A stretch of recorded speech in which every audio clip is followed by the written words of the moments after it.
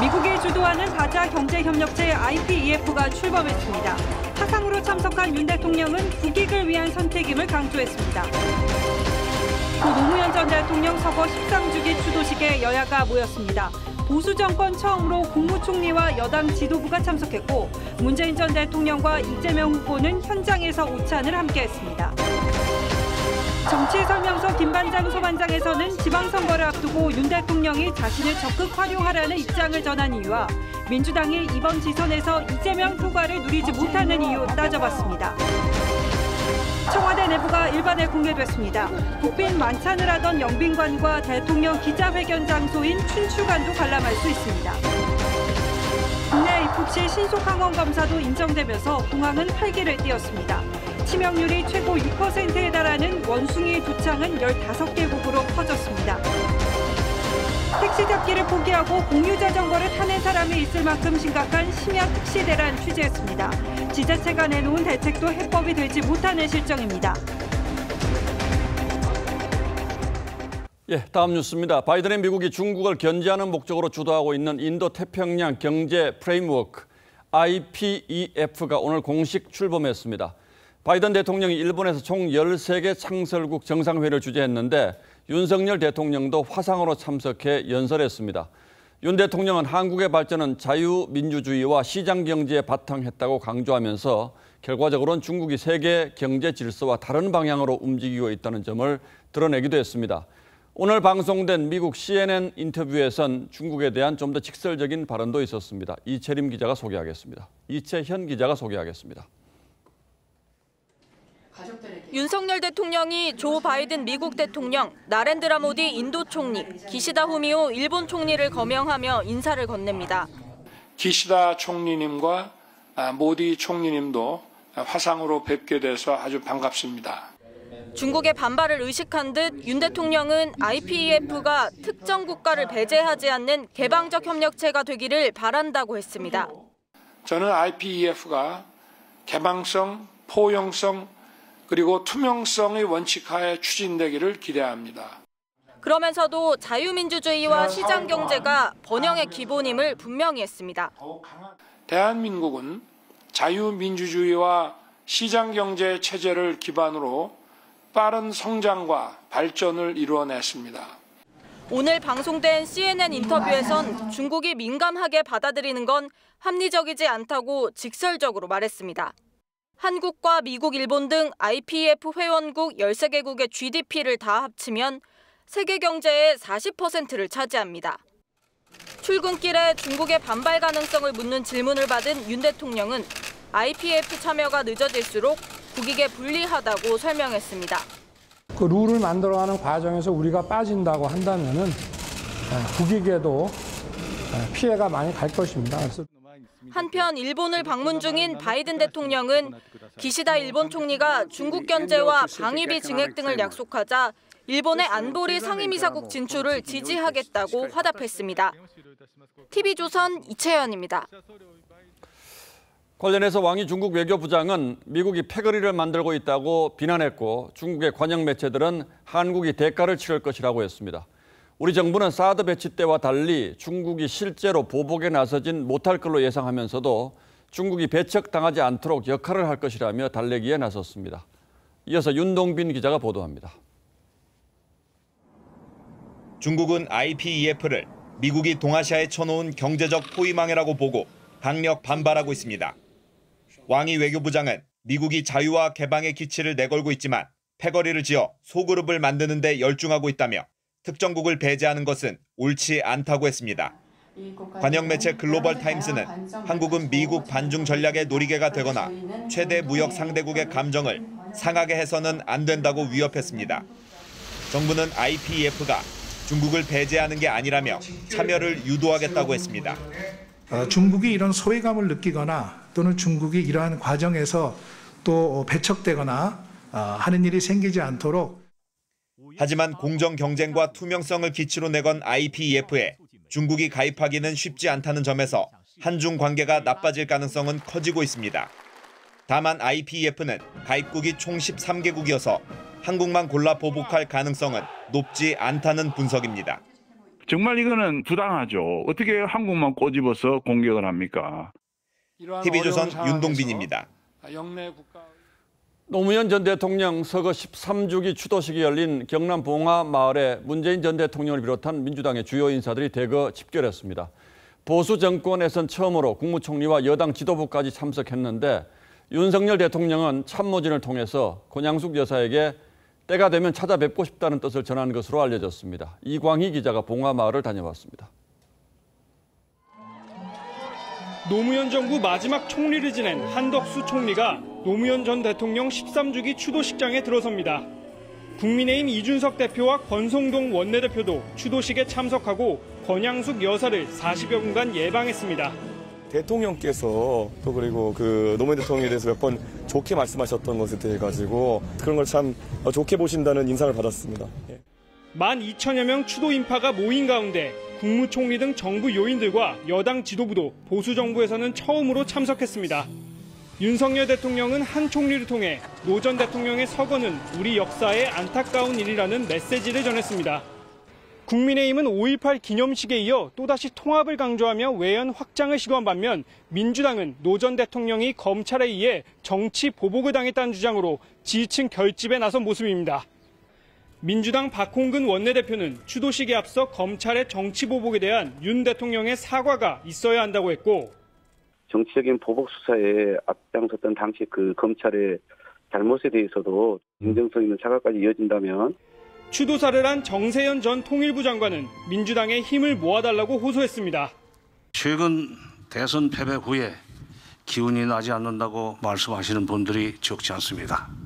더 각성을 해서 민주당을 더 키워나갈 수 있는 힘을 모아주십시오. 문재인 전 대통령은 5년 만에 추도식을 찾아 이재명 후보를 비롯한 민주당 지도부와 함께 도시락을 먹으며 대화를 나눴습니다. TV조선 이광입니다. 민주당이 당초 국민의힘에 넘기기로 했던 법사위원장 자리를 이제 야당이 된 만큼 줄 수 없다고 버티면서 21대 국회 하반기 원구성이 난항을 겪고 있습니다. 박홍근 민주당 원내대표는 전임자인 윤호중 비대위원장이 월권을 한 것이라고 주장한 바 있는데 이번에는 당시 협상의 당사자인 윤호중 위원장까지 합의 번복을 선언하면서 여야 협상이 꼬여가고 있습니다. 보도에 한송원 기자입니다. 상임위원장 18석을 독식하던 민주당이 7개 상임위원회와 하반기 법사위원장을 국민의힘에 주기로 합의한 건 지난해 7월입니다. 여야의 의석수를 반영해 11대 7로 한다. 법제사법위원장은 국민의힘에서 맡는다. 그런데 여야가 바뀌자 민주당은 돌연 야당이 법사위원장을 맡아야 한다고 입장을 바꿨습니다. 견제하는 차원에서 법사위는 야당이 맡아야 한다는 논리를 펴오지 않았습니까? 합의 당사자인 윤호중 비대위원장까지 처음으로 합의 번복 가능성을 언급하고 나섰습니다. 제가 볼 때는 이번 후반기 법사위원장을 국민의힘에 주기가 쉽지 않겠다. 윤 비대위원장은 여당 시절 여당이 법사위원장을 맡는 새로운 관행을 만들어야 한다고 했었습니다. 야당이 맡던 관례가 식물국회란 나쁜 결과를 만들었다고도 했습니다. 협상 상대였던 국민의힘 김기현 전 원내대표는 헛웃음만 나온다고 했고, 권성동 원내대표는 협치 거부 선전포고라고 강력 반발했습니다. 국회의장과 법사위원장을 독식하겠다는 것은 결국 협치를 거부하겠다는 의사표시입니다. 입법 폭주를 자행하겠다는 선전포고입니다. 한 정당이 국회의장과 법사위원장을 독식한 건 2002년 16대 국회 이후 21대 국회가 최초입니다. TV조선 한송원입니다. 지난 대선 때 이재명 후보의 변호사 비용을 한 기업이 대신 내준 것 아니냐는 의혹이 불거졌고 논란이 있었던 것 기억하실 겁니다. 그런데 이 S사의 실소유주인 전직 고위 임원들이 당시 제3지대에 있던 김동연 후보에게 거액을 후원한 사실이 드러났습니다. S사는 대장동 개발 업체들의 자금 거래 흐름에도 등장하는데 국민의힘은 김동연 후보에게 건네진 이 후원금의 성격에 대해서 따져볼 필요가 있다고 주장하고 있습니다. 이채림 기자가 단독으로 취재했습니다. 민주당 김동연 경기지사 후보는 지난해 10월 제3지대 후보로 대선 출마를 선언했습니다. 그런데 그 직후 이재명 후보 변호사비 대납 의혹에 연루된 S사 전직 임원들이 김동연 후보에게 거액을 후원한 것으로 나타났습니다. 국민의힘 박수영 의원실이 확보한 김 후보의 고액 후원자 명단을 보면 S사 실소유주로 꼽히는 김모 전 회장과 박모 전 부회장으로부터 법정 최고 한도인 1,000만 원씩 총 2천만 원이 같은 날 입금됐습니다. S사는 이재명 후보 변호사비 대납 의혹으로 검찰 수사를 받는 곳으로 S사의 전환 사채를 둘러싼 100억 원대의 복잡한 금전 거래엔 화천대유 대주주인 김만배 씨가 연루돼 있기도 합니다. 지난 대선 때 김 전 회장 등 S사 전현직 임원 4명은 이재명 후보에게도 4천만 원을 후원했습니다. 대선 도중 이재명, 김동연 후보가 단일화에 합의한 만큼 국민의힘은 김동연 후보에게 소명 책임이 있다고 주장했습니다. 다만 이재명 후보는 S사와의 관계를 극구 부인해왔습니다. S회사가 저하고 무슨 관계가 있어가지고 그분이 제 변호사비를 대신해 줍니까? 김동연 후보 측은 후원금을 누가 보냈는지는 알지 못한다고 했고 S사는 회사 차원에서 알 수 없는 개인적인 일이라고 밝혔습니다. 김 전 회장 측에 여러 차례 연락했지만 연락이 닿지 않았고 방 전 부회장은 개인적인 후원일 뿐이라고 했습니다. TV조선 이채리입니다. 74년 만에 개방된 청와대가 인기입니다. 지난 2주 동안 37만여 명이 다녀갈 정도인데요. 오늘부터는 외국 대통령 등 국빈이 오면 만찬이 열렸던 영빈관, 또 출입 기자들이 머물렀던 춘추관 등 건물 내부도 일반에 공개됐습니다. 홍현주 기자가 다녀왔습니다. 트럼프 전 미국 대통령 부부를 위한 만찬, 당정청 전체 회의 등 국가적으로 중요한 행사가 열렸던 청와대 영빈관. 일반인들은 볼 수 없었던 영빈관이 오늘부터 개방됐습니다. 30도 땡볕 무더위에 입장 대기에만 1시간. 하늘색 덧신까지 신어야 하지만 즐겁고 신기해하는 관람객이 많았습니다. 막상 들어와 보니까 되게 웅장하고 위험 있고 저도 저기서 같이 이렇게 악수하는 액션으로 좀 사진을 많이 찍고 싶더라고요. 청와대 프레스센터로 기자들이 상주했던 춘추관도 문을 열었습니다. 청와대 대변인이나 참모들이 기자회견을 했던 이 자리에 서서 인증샷을 찍기 위한 시민들의 줄이 길게 늘어섰습니다. 어젯밤 청와대 본관 앞 대정원에서 열린 개방기념 음악회 관객석에는 윤 대통령과 김건희 여사가 깜짝 등장했습니다. 아주 멋진 공원이고 그리고 문화재입니다. 그리고 무엇보다 국민 여러분의 것입니다. 문화재청은 청와대 개방 13일 만에 관람객이 37만 명을 넘어섰다며 청와대 본관과 관저도 정비가 끝나는 대로 공개할 것이라고 밝혔습니다. TV조선 홍현주입니다. 윤석열 정부 첫 검찰 지휘부가 근무를 시작했습니다. 내부적으로는 검수완박 법안 시행을 앞두고 검찰 조직을 추스르고 또 대응책을 마련하는 게 급선무인데 권력형 비리와 금융범죄에 대한 철저하고 대대적인 수사를 공언했습니다. 대장동 의혹을 비롯해서 묵은 사건 수사에 나설 것으로 전망됩니다. 권영석 기자가 취재했습니다. 조국 전 장관 일가 수사로 좌천됐다 돌아온 송경호 서울중앙지검장. 취임사에서 권력 비리는 배후까지 엄벌하겠다고 밝혔습니다. 권력형 비리, 시장 경제 질서를 훼손하는 기업 범죄나 금융 비리 등은 그 배후까지 철저히 규명하여 처벌하여야 합니다. 특히 검수완박 등과 관련해 강자들이 법위에 군림하지 못하도록 사명을 다할 것을 강조했습니다. 중앙지검이 우선 손댈 수사 대상으로는 대장동 윗선 규명과 50억 클럽 등 정관계 로비 수사가 꼽힙니다. 문재인 대통령 당시 청와대의 기획사정 의혹과 여성가족부의 민주당 대선 공약 개발 의혹 수사도 준비 중입니다. 검찰총장 직무 대리를 맡은 이원석 대검차장도 권력비리 의혹에 대한 대대적인 수사를 주문했습니다.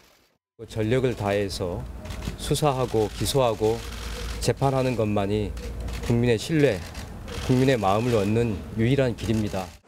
금융증권범죄 전담수사청인 서울 남부지검은 루나테라 사태와 라임 옵티머스 펀드 사기 수사에 집중할 것으로 보입니다. 더불어민주당 이재명 총괄선대위원장과 관련된 성남FC 후원금 의혹과 변호사비 대납 의혹 사건 등은 수원지검에서 전담할 예정입니다. TV조선 권영석입니다. 오늘부터 국내 입국 시 신속 항원 검사도 인정됐습니다. 해외 입출국의 부담이 한층 줄면서 공항은 활기를 띠었지만 이 새 변이 유입의 가능성도 그만큼 높아졌습니다. 최은영 기자가 보도합니다. 입국장 문이 열리자 사람들이 줄지어 나옵니다. 발걸음도 한층 더 빨라진 듯한 분위기입니다. 입국 시 신속 항원 검사 결과도 인정된 첫날, 공항은 전보다 활기를 띠었습니다. 그거는 검사하자마자 그건 한두 시간 안으로 바로 결과가 나오니까 좀 더 쉽게 방역 절차 간소화는 이뿐만이 아닙니다. 다음 달 1일부터는 검사가 더 완화됩니다. PCR 검사는 입국 후 3일 이내만 받으면 되고 신속항원 검사는 권고로 바뀝니다. 국내 신규 확진자는 9,975명을 기록해 118일 만에 처음으로 10,000명 아래로 떨어졌습니다. 하지만 낙관하긴 이릅니다. 감소세가 다소 둔화된 데다 재유행 불씨 또한 있기 때문입니다. 세계보건기구는 70개국에서 확진자가 다시 증가하고 있다고 말했습니다. Increasing transmission means more deaths, especially among unvaccinated, and more risk of a new variant emerging. 해외와의 왕래가 늘수록 방역의 긴장의 끈을 놓쳐선 안 된다는 지적입니다. TV조선 최은영입니다. 산 넘어 산입니다. 치명률이 최고 6%에 달하는 원숭이 두창이 15개국으로 퍼졌습니다. 이 방역당국은 기존 천연두 백신으로도 원숭이 두창을 어느 선까지는 예방할 수 있는 만큼 국내 유입 시 천연두 백신을 활용한다는 방침입니다. 성민혁 기자가 보도합니다. 온몸에 발진이 생긴 원숭이 두창 환자의 피부입니다. 영국에서 첫 환자가 나온 뒤 유럽, 미국, 호주, 중동 등 15개국에서 120건의 감염과 의심 사례가 현재까지 보고됐습니다. 호흡기나 피부 접촉 등을 통해 전염되고 치명률은 3에서 6% 정도로 알려집니다. It's something that everybody should be concerned about. We're working on it hard to figure out what we do and what vaccine, if any, may be available for it. 잠복기가 길게는 3주나 되는 만큼 이미 국내에 유입됐을 가능성도 배제할 순 없습니다. 유사시 정부는 비축해둔 비상용 천연두 백신 3,502만 명분을 활용하기로 했습니다. 하지만 과거 천연두의 공포가 재현될 가능성은 낮다는 게 많은 국내외 전문가들의 관측입니다. 우리나라에도 두창이 나왔던 시절이 60년대, 50년대 아니에요. 조심스럽지만 코로나같이 되지는 않으리라고 봅니다. 천연두 백신 접종 시 원숭이 두창의 예방 효과는 85%에 이르는 걸로 알려집니다. TV조선 성민혁입니다. 요즘 서울은 밤마다 택시 잡기 전쟁이 벌어집니다. 상황이 이렇다 보니까 시민들은 택시 잡기를 포기하고 걷거나 공유 자전거를 타고 귀가하기 일쑤인데요. 승객이 넘쳐나는데도 택시 기사가 부족한 이유는 뭘까요? 먼저 신유만 기자가 취재한 밤 상황을 한번 보시고 해법은 없는지 짚어보겠습니다. 대중교통이 끊긴 늦은 밤, 택시를 잡지 못한 시민들은 발만 동동 구릅니다. 그러니까 모텔에서 자야 되나 싶기도 하고 여기가 혼잡하니까 그런가 싶어가지고 자리 이동도 많이 해보고 그러고 있어요. 새벽 1시 공공자전거 따릉이 대여소는 한 대도 남김없이 텅 비었습니다. 택시를 잡지 못한 시민들이 대거 이용하고 있는 건데 술을 마시고 따릉이를 타는 경우도 많아 사고 위험에 대한 우려도 나옵니다. 심야 택시 대란의 가장 큰 이유는 택시기사 부족 때문입니다.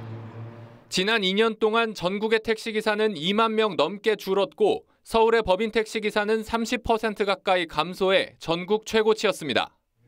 지난해 월급제를 도입했지만 법인 택시기사의 한 달 소득은 200만 원 선이라 코로나19 여파로 떠났던 택시기사들이 쉽게 돌아오지 않고 있습니다. 쉽게 얘기하면 편의점 알바하는 게 나아. 최저임금도 안 된다고. 택시회사 지금 현재 현실이. 개인 택시기사들도 심야 운행을 꺼리는 경향이 있어 운행 대수를 늘리기 쉽지 않습니다. 딸 아들들이 아빠 저녁에 나가지 마세요. 저는 험한 걸 봅니다. 그냥 용돈만 벌어 쓰세요. 이렇게도 얘기하는데. 심야 운행을 유도할 뾰족한 대책이 없는 사이 시민들은 밤마다 택시 잡기 전쟁을 치르고 있습니다. TV조선 신유만입니다. 이 같은 택시 대란에 서울시가 영 나몰라라 하고 있는 것도 아닙니다. 밤시간 택시 운행을 늘리기 위해서 별도의 인센티브를 지원하고 있지만 큰 효과를 보지 못하고 있습니다. 택시 기사들은 요금 인상을, 전문가들은 승차 공유 활성화를 해법으로 제시합니다만 이해관계 조정 등 풀어야 할 문제가 한두 가지가 아닙니다. 배상용 기자입니다. 택시업계에서는 심야 택시 대란의 해법으로 요금 인상을 제시합니다. 운행 거리를 기준으로 할 때 배달 요금에 비해 택시 요금은 털없이 싸다고 주장합니다. 배달한 거리에 불과 500m 길어봐야 한 1km 정도 되는 데서도 3,500원, 5,000원을 받는데 개인 택시는 2km에 3,800원이라는 것은 이건 솔직한 얘기가 사실 안 맞는 얘기고. 심야 시간이나 이동인구가 많은 곳에서 요금을 더 받을 수 있는 탄력 요금제가 필요하다는 주장도 제기됩니다. 택시업계는 심야 할증 시간을 자정에서 밤 10시로 앞당기는 방안도 서울시에 제안했습니다. 하지만 서울시는 택시 요금 인상이 서민 경제에 미치는 영향이 크다며 조심스러운 입장입니다. 택시 요금 인상되는 거잖아요. 시민들의 부담이 크니까 이 부분에 대해서는 좀 신중히 검토해야 된다는 게. 전문가들 사이에서는 택시 제도만 개선할 것이 아니라 승차 공유 서비스 도입도 검토해야 한다는 목소리도 나옵니다. 일정 시간대에 새로운 모빌리티를 추가한다든지 택시만이 아니라 다른 여러 가지 직종을 택일해서 할 수 있는 기회도 많이 마련해 주는 거. 하지만 승차 공유 서비스는 택시업계의 반발과 법 개정 문제까지 얽혀 있어 심야 택시 대란의 해법은 당분간 해결의 실마리를 찾기 어려울 전망입니다. TV조선 배상윤입니다. 정부가 도심 주택 공급 활성화 조치에 나섭니다. 이 서울과 수도권 새 아파트 가격을 결정하는 아파트 분양가 상한제를 다음 달까지 손질하고 1세대 1주택자의 종부세 부담을 2년 전으로 되돌리는 방안을 추진합니다. 1주택자의 세금 부담이 절반 아래까지 떨어질 수 있다는 분석이 나오는데요. 지선호 기자가 구체적으로 따져봤습니다.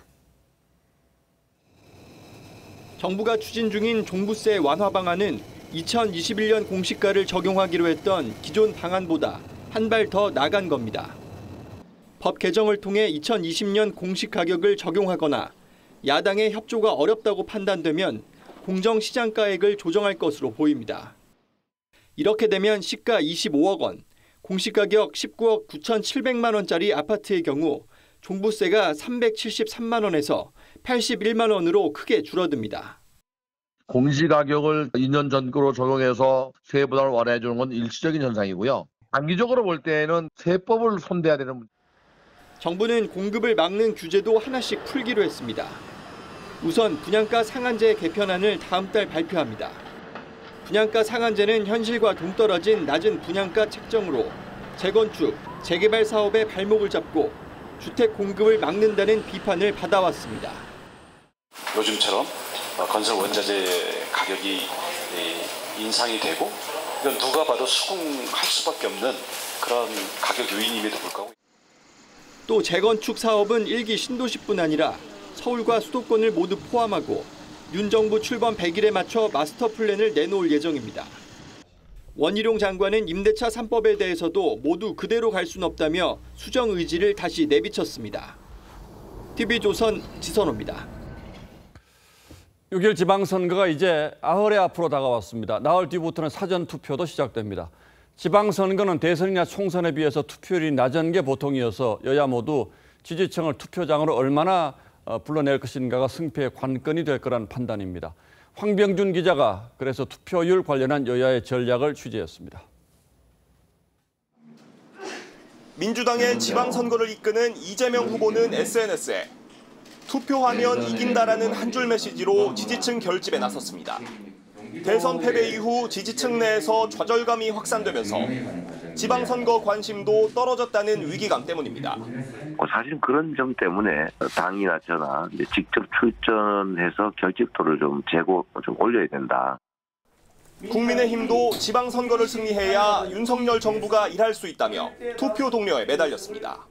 지지 않았다는 정신 승리를 외치고 국민이 뽑은 윤석열 대통령을 인정하지 못하겠다는 오만을 부리고 있습니다. 지난 보궐선거와 대선에서 사전투표율이 높으면 보수 진영이 불리하다는 공식이 깨진 만큼 의원 전원이 사전투표에 나서기로 했습니다. 이런 가운데 인천 계양에서만 5선을 한 민주당 송영길 서울시장 후보는 오세훈 후보의 사선은 안 된다고 강조했는데 3선 어떤 사람 4선 시키면 매너리즘으로 새로운 상상력이 나오기가 쉽지 않다고 봅니다. 오 후보는 대선 패배 한풀이를 하러 나왔냐고 송 후보를 비판했습니다. 이재명 다시 조기 등판하는데 기획, 연출, 감독, 주연까지 한 게 아닌가. 민주당 김동연 경기지사 후보는 이재명 후보의 공공배달앱을 계승해 발전시키겠다고 공약했고 국민의힘 김은혜 후보는 반도체 대기업 유치를 포함한 경기 북부 5대 공약을 발표했습니다. TV조선 홍명준입니다. 관심을 모았던 서울시 교육감 선거에서 중도 보수 진영 후보들의 단일화는 사실상 무산되는 분위기입니다. 오늘 첫 법정 TV 토론이 열렸는데 진보 진영의 조희연 현 교육감을 상대로 청문회를 방불케 하는 보수 후보들의 협공이 펼쳐졌습니다. 하지만 보수 후보 간 단일화가 실패하면서 조희연 후보의 수성 가능성이 높아지고 있습니다. 김보건 기자가 취재했습니다. 서울시 교육감 토론회는 첫 주제인 고교 학점제부터 진보와 중도 보수 진영의 1대3 구도가 명확히 갈렸습니다. 우리 학생들이 자신의 진로와 적성에 맞는 과목들을 선택하는 것입니다. 학교에 물리적 공간 시설이 전혀 준비되지 않고 있다는 것입니다. 그 강사를 구하지 못해가지고 반대를 학부모들만 하는 게 아닙니다. 전교조도 반대를 합니다. 개설 과목도 20개에서 100여 개까지 학교마다 너무나 격차가 심합니다. 이것은 현재로서는 불가능합니다. 특목고와 자사고 폐지를 주장한 조희연 후보가 정작 두 아들 모두 외고에 진학시킨 것을 두고도 협공이 이어졌습니다. 내 아들 졸업하니까 사다리 탁 걷어차서 내로남불 아닙니까? 부도덕한 거 아닙니까? 중도 보수 후보들은 조희연 후보가 전교조 해직 교사 부당 채용 혐의로 재판을 받고 있는 것을 비판하며 사퇴를 촉구했습니다. 공수처 수사 대상 1호로 돼서 기소가 됐고 처벌을 받게 되면 업무에 상당한 지장을 억울하게 해직당한 교사를 교권보호의 차원에서 저는 복직시킨 겁니다. 연기되어야 합니다. 기초학력 저하와 사교육비 증가에 대해서도 조희연 후보의 책임 공방이 벌어졌습니다. 8년 동안 했음에도 불구하고 이게 학력이 떨어졌다는 이야기는 조희연 교육감께서 기본적으로 무능하다는 기대에 못 미치는 게 있습니다. 솔직히 인정합니다. 그래서 제가 더 질 높은 공교육이라는 화두를 통해서 오늘 발표된 여론조사에서는 조희연 후보가 27.4% 지지율로 앞서고 있지만 조전혁, 박선영, 조영달 세 후보의 지지율을 합하면 40%가 넘습니다. 분열로 패배했던 보수 진영이 이번에도 승리하기 어려울 거란 전망이 나옵니다. TV조선 김보건입니다.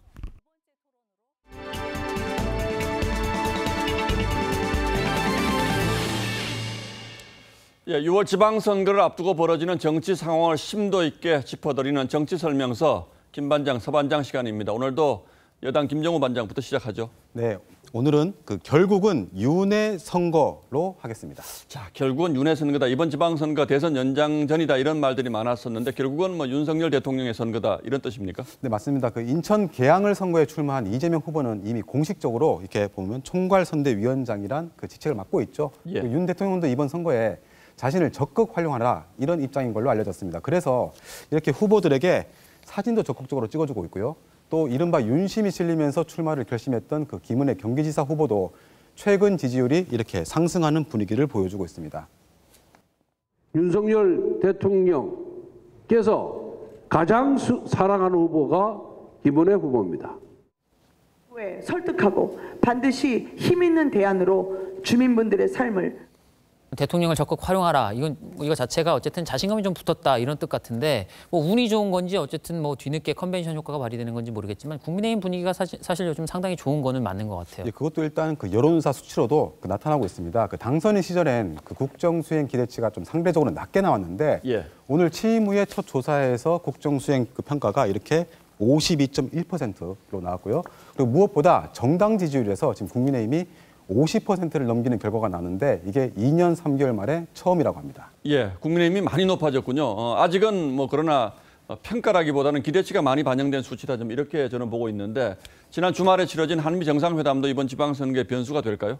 네, 여권에서는 바로 그 지난번 선거 사례를 많이 언급하고 있습니다. 그 4년 전 6.13 지방선거 때인데요. 바로 이 선거날 아침에 바로 신문 1면입니다. 예, 혹시 서반장 이 장면 혹시 기억하시나요? 네, 김정은 트럼프 첫 정상회담 모습이잖아요. 예. 이런 그 초대형 국제 이벤트 바로 다음 날에 지방선거가 있었는데 제 기억으로는 민주당이 당시 여당이었는데 그 뭐 유례 없는 압승을 거뒀던 걸로 기억을 해요. 예, 맞습니다. 그래서 그 물론 이때처럼 그 초대형 이벤트하고 선거가 이렇게 딱 맞붙은 건 아니지만 그래도 이번에도 선거 열흘 전에 한미 정상회담을 한 건 여권에 분명 호재일 수밖에 없다 이런 분석이 나오고 있습니다. 자, 어쨌든 지금 뭐 여권의 분위기가 나쁘지 않은 건 사실인데 그러나 아직은 선거 상당히 많이 남았고 돌발 변수가 도출할 가능성도 있겠죠? 네, 일단 여권에서 분류하는 그 지방선거 리스크는요, 그 인사청문 전국하고 대통령실 용산 이전 여론 등이 있었는데 오히려 이른바 그 한동훈 현상이나 또 청와대 개방 효과로 반전이 됐다 이런 평가도 있습니다. 예. 다만 그 선거 2, 3일 전 여론이 가장 중요하기 때문에 좀 계속 긴장하는 분위기입니다. 예, 전반적으로 여권 분위기가 나쁜 것 같지는 않군요. 그렇다면 서 반장이 준비한 설명서는 뭐죠? 네, 제가 준비한 건 명풍은 없었다입니다. 자, 명풍이라는 게 바로 이재명 후보의 바람을 뜻하는 것 같은데 최근 분위기가 심상치가 않아요? 네, 그렇습니다. 이 후보는 인천 개항을 해서 정치 무명 국민의힘 윤형선 후보와 맞붙습니다. 이 4건의 여론조사 가운데 지난 18일 조사에서는 이 후보가 이 10%포인트 가깝게 이겼었죠. 하지만 예. 최근 이틀 사이 공개된 나머지 3건은 모두 오차 범위 내 박빙 양상을 보이고 있습니다. 사실 그 윤형선 후보를 여권에서 이렇게 공천을 할 때까지만 해도 솔직히 좀 선전 정도만 기대를 했는데 네. 지금 이런 조사 때문에 상당히 좀 고무되고 있어요. 지금. 네, 맞습니다. 이재명 후보는 연고가 없는 인천 개항을 해 출마하는 명분으로 고전 중인 인천시장 판세를 뒤집겠다라는 이유를 내세웠었죠. 자신보다는 다른 후보를 좀 돕기 위해 나왔다는 건데 정작 본인 선거가 발등에 불인 겁니다. 자, 뭐 내가 되는 건 너무나 당연하고 내가 나가서 인천시장 선거까지 좀 뒤집어 보겠다 이런 포부였던 것 같은데 네. 실제로 인천시장 선거 판세에는 좀 변화가 있었습니까? 네, 인천시장 여론조사 가운데 추이 비교가 가능한 조사가 딱 하나가 있습니다. 예. 5월 1일 공개된 한 여론조사에서 유정복, 박남춘 후보는 이 오차 범위 내 접전 양상을 보였었는데요. 15일 공개된 같은 조사에서는 12.9%포인트 차로 오차 범위 밖에서 국민의힘 유정복 후보가 크게 앞섰습니다. 예. 최근에 이제 민주당 지지율이 급락하면서 우리 후보들 전체적으로 어려움을 겪고 있는데 뭐 저라고 예외는 아닌 것 같습니다. 그러면 이재명 후보의 출마가 그 민주당 선거의 그 전체 판세에 좀 악영향을 끼쳤다 그렇게 볼 수도 있는 건가요? 또 그렇게 단정적으로 딱 얘기할 수는 없습니다. 앞서 김 반장이 말했듯이 윤석열 대통령 취임 이후에 여권의 호재가 되는 정치 일정이 많았고요. 또 민주당에는 반대로 성추문 등 악재가 있었기 때문입니다. 다만 당내에서도 이재명 티켓 파워가 기대 이하라고 보는 분위기가 있습니다. 사실은 뭐 큰 바람이 불 것이다 이라고 생각했다면 그건 좀 오산이 아니었나 싶습니다. 네, 이재명 후보가 지역 유세를 하면서 여성 손님의 어깨를 누르고 가거나 아이를 밀치는 듯한 영상이 공개되는 등 이런저런 좀 설화들과 논란들도 있었죠. 이런저런 악재들 감안한다고 하더라도 뭔가 생각을 크게 잘못한 것 아닌가라는 생각도 드는데 네. 이재명 후보가 이렇게까지 힘을 못 쓰는 이유가 뭘까요? 네, 0.73%포인트 초박빙 패배가 일종의 착시 효과를 불러왔다는 평가가 나옵니다. 자숙과 반성 대신에 검수완박을 다시 밀어붙인 것도 그렇고 이 후보에게 선거 총책임을 맡긴 것도 졌지만 잘 싸웠다라는 평가에 기댄 측면이 있죠. 예. 또 윤석열 대통령이 당선 직후 이례적으로 지지율이 낮았던 것도 상대적으로 이재명 티켓 파워를 좀 과대평가하게 하는 요인이 됐을 수 있습니다. 예, 뭐 지금 국면이 이어진다면 결과적으로 이번 지방선거가 결국은 대선 연장전으로 치러질 것이다 이런 예상이 맞겠군요. 네. 예, 오늘도 두 반장 잘 들었습니다.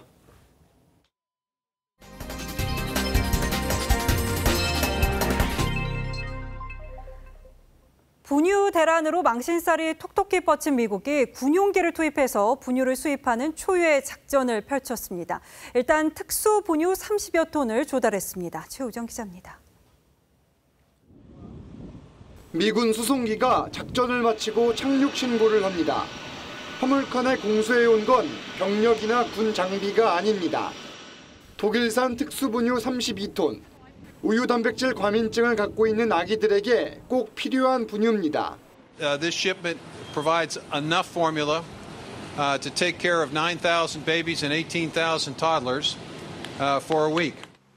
공수작전은 최악의 분유대란에 바이든 대통령이 발동한 국방물자 조달법 덕분에 그나마 가능했습니다. 분유 수입이 급했지만 민항기는 결국 확보하지 못했습니다. You know, we're over in Afghanistan, Ukraine, things like that. So being able to be here and actually help out our fellow man, you know, our people is just such an amazing opportunity. 백악관은 며칠 안으로 유럽산 일반 분유 등도 가져올 계획입니다.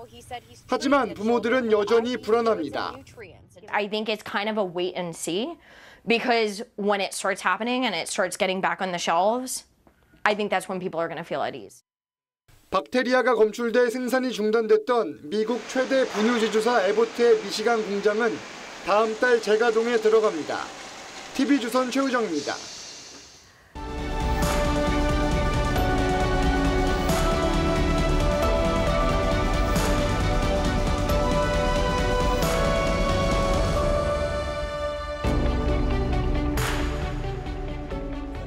손흥민이 현란한 드리블로 마트 진열대 사이를 질주합니다.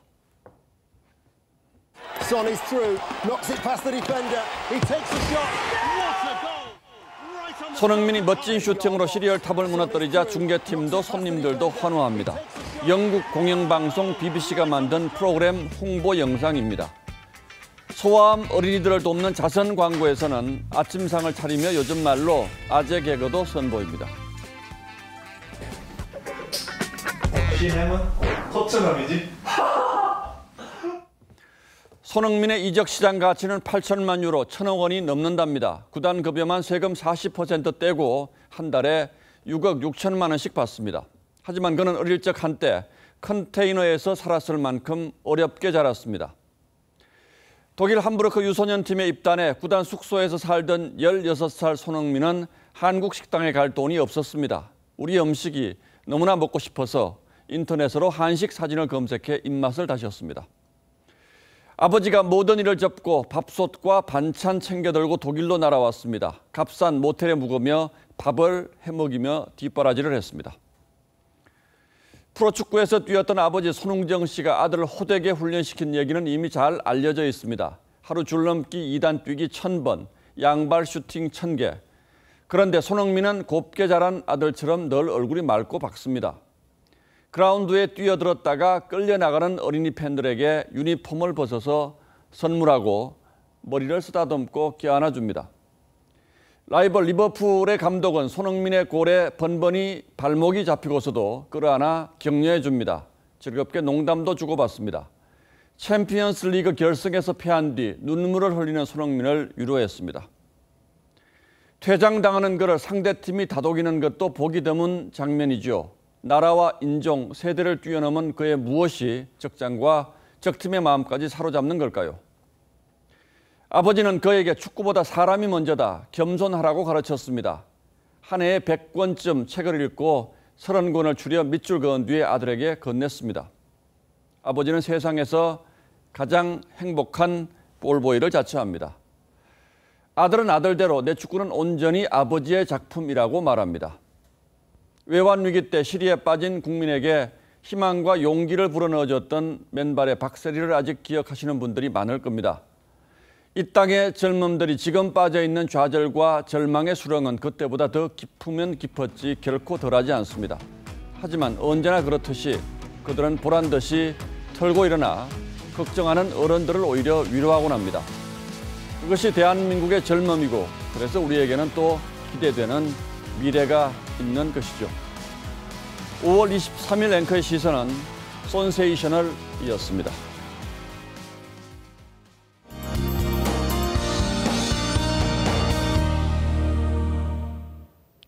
아직은 5월인데 날씨는 벌써 한여름인 듯합니다.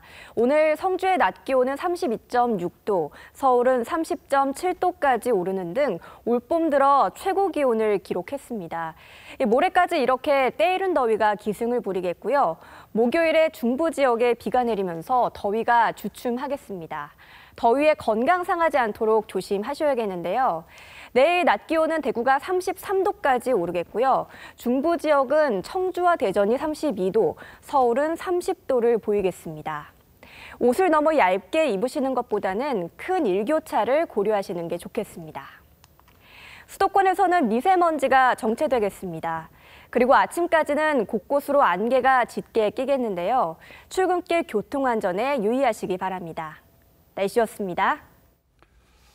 예, 뉴스 진행하던 지금 막 정호영 보건복지부 장관 후보자가 사퇴했다는 기사가 들어왔습니다. 지방선거 앞두고 아무래도 임명을 강행하기는 좀 부담스럽다는 판단을 한 듯합니다. 정 후보자는 사퇴의 변을 통해서 그동안 제기된 논란들이 국민들의 눈높이에는 부족한 점이 많았고 그런 지적을 겸허하게 받아들인다고 했습니다. 그리고 여야 협치를 위한 하나의 미랄이 되고자 사퇴한다 이렇게 밝혔습니다. 5월 23일 월요일 뉴스9는 여기서 모두 마치겠습니다. 시청해주신 여러분 고맙습니다.